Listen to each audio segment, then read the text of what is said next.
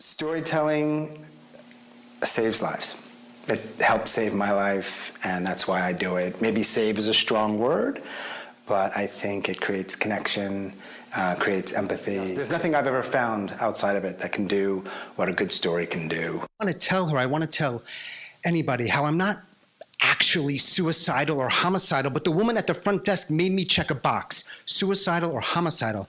And no, I don't want to kill myself, but sometimes I don't want to keep living, so I check the suicidal box. And I want to tell her I'm here because there's nowhere else to go.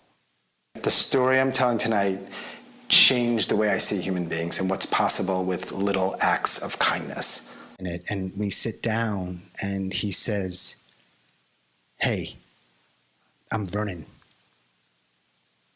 And I say, "Hey, Vernon, I'm Sean." And we talk. And just like that, I'm okay. I'm having a couple of drinks and I'm thinking about the past year. Less than a year ago, I was in that hospital and I was home alone, and now I am in Havana with friends. And I still have those moments of not wanting to be here, and I spend a lot of time alone. But a lot has changed. That tattoo, I don't think it'll ever be gone, but it has faded some. One of our dance teachers turns the music up really loud, and all of us form this big circle. All of us, including me. And the sun is shining, and the waves are splashing, and the music is blasting. And we dance. Thank you.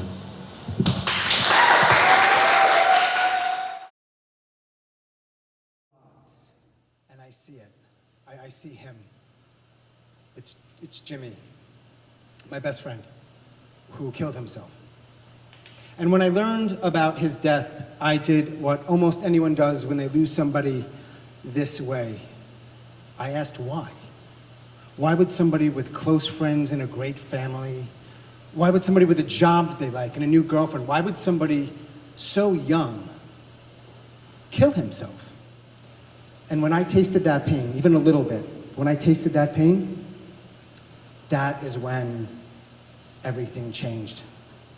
Because I stopped asking why and started asking how. Not how he ended his life, that I know, but how he was able to live so long in that kind of pain, sometimes even with a smile.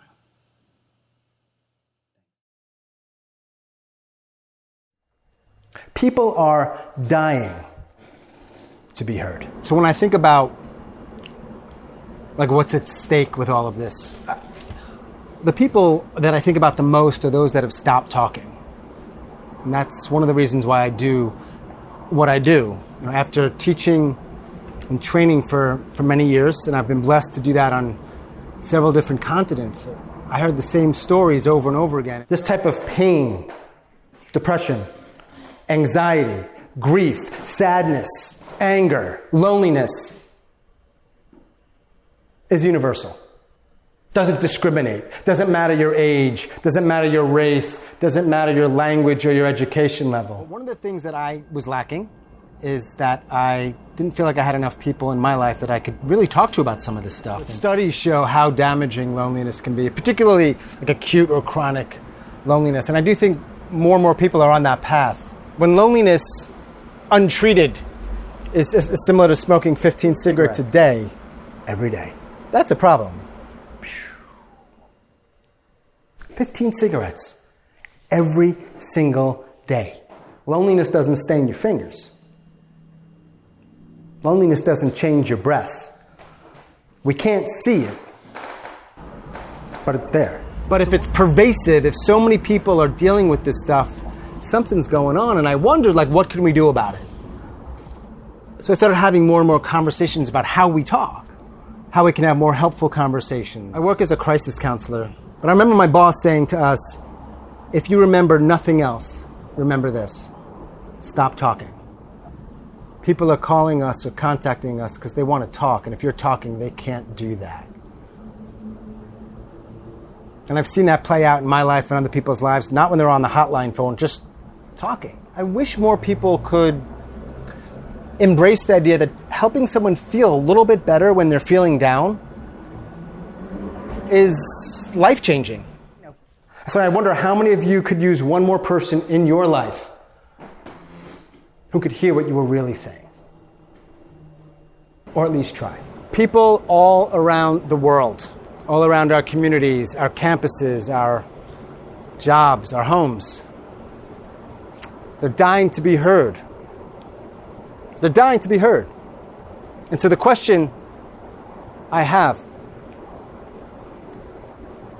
is, do you want to hear them?